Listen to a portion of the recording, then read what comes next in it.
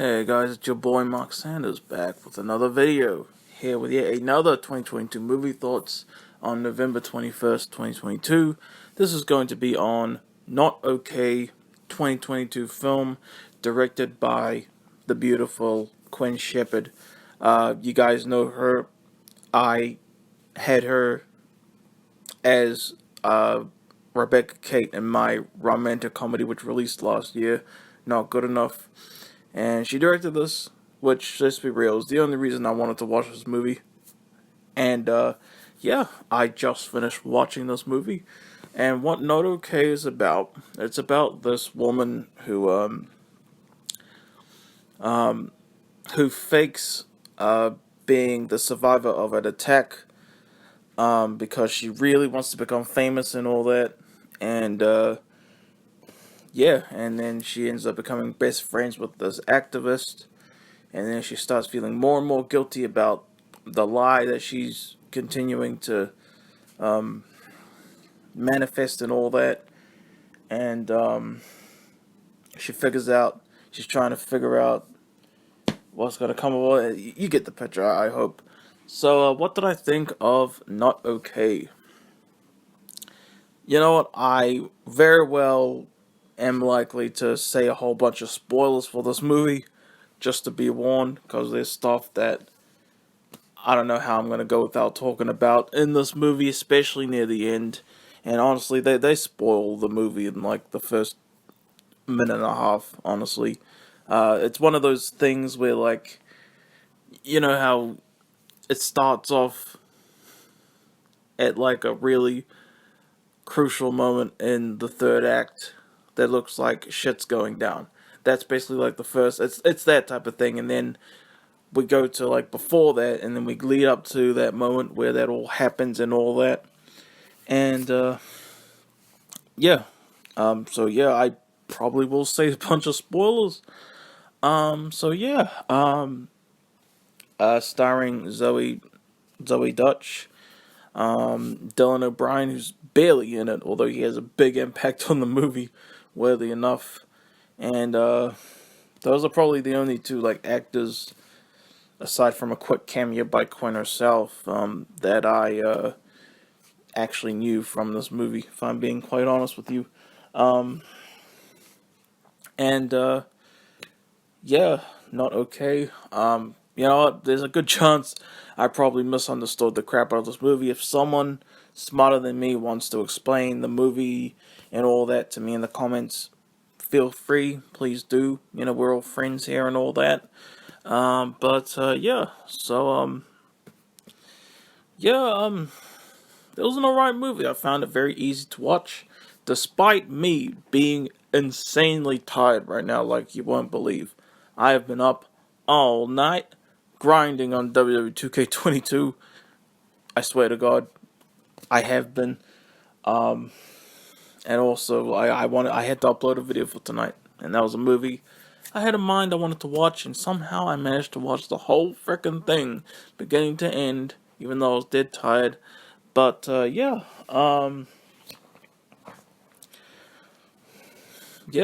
this is kind of, I don't know what to say. There's probably a bunch of things you could describe this movie. And so there's this guy at her work. I forgot his name, but Dylan O'Brien's character, and and the main character seems to like him a lot. And then basically he's like a big social media influencer. I don't know why they call them that. You know, influencers. I don't think they're trying to, for the most part at least, influence people. They're just showing them, hey, look, I'm in Paris or whatever. I don't get that.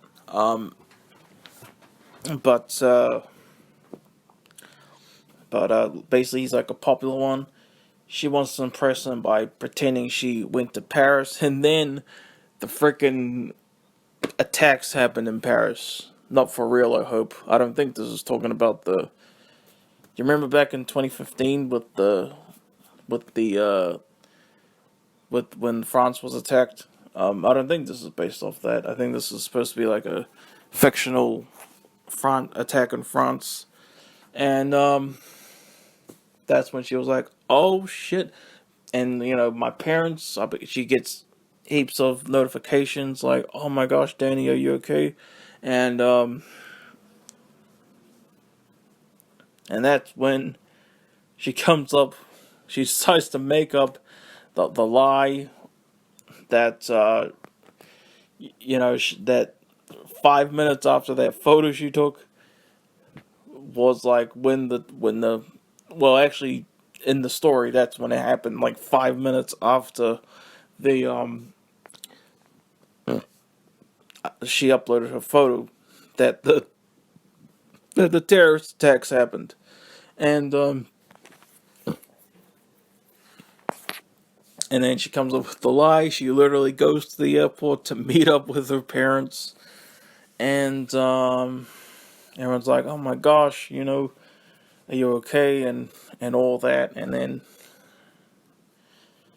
but yeah, and then she just goes to the support group, to help come up with, to basically hear other people out, like stories about like surviving attacks and all that. And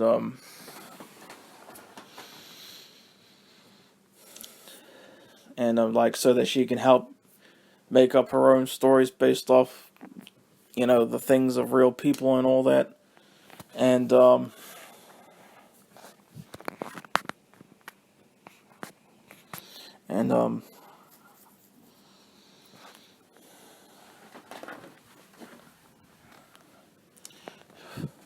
and yeah, and and that's when she met I forgot her name already, but that's when she met that activist. She didn't even know who she was. She was actually, pretty popular, like, by herself. And Danny didn't even know that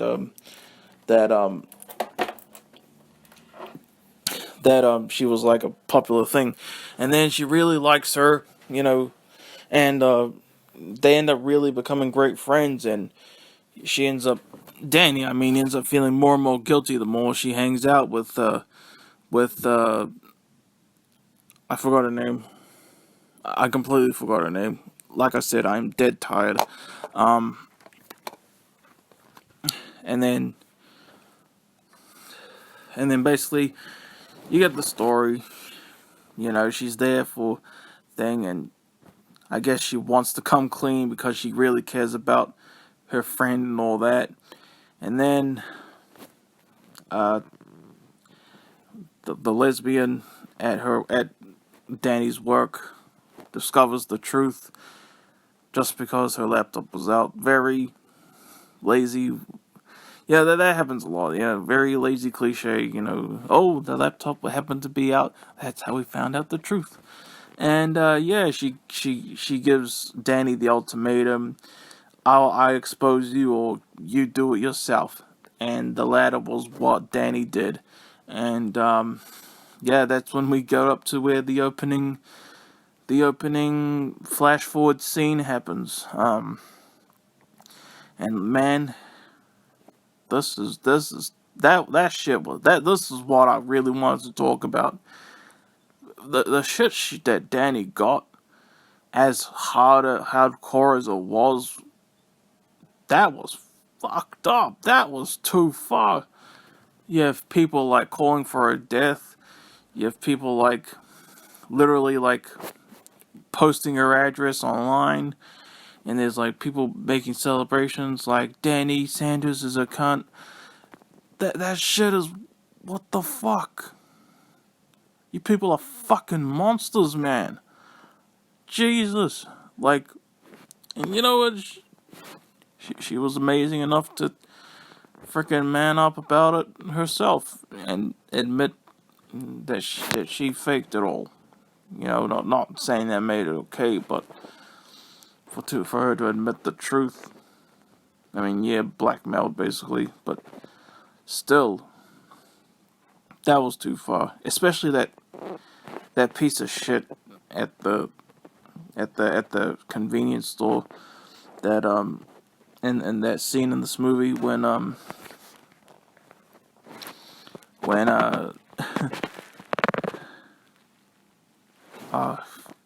yeah, I love the military, guys. I respect the military, but that guy was a piece of shit. Seriously. And, the way the movie ends, I thought it was going to be like a, because there's like chapter kind of things in the, and, I was just thinking about the part when she gives, that homeless lady that gift bag, and that homeless lady's like, what the fuck am I supposed to do with this? That was pretty funny. And, yeah, and then she goes to her friend's speech at the end, basically talking about her. Then the movie just ends. I was like, and I literally said, what the fuck? But, yeah, I'm sure there's deep messages about this that I'm probably not entirely getting, probably because I'm, even then, maybe not. In fact, this might have been the clearest possible review if, that I could have made with how tired I am when I made it and all that. But, yeah, not okay. Yeah, that was freaking monsters, man. The way that they talked to,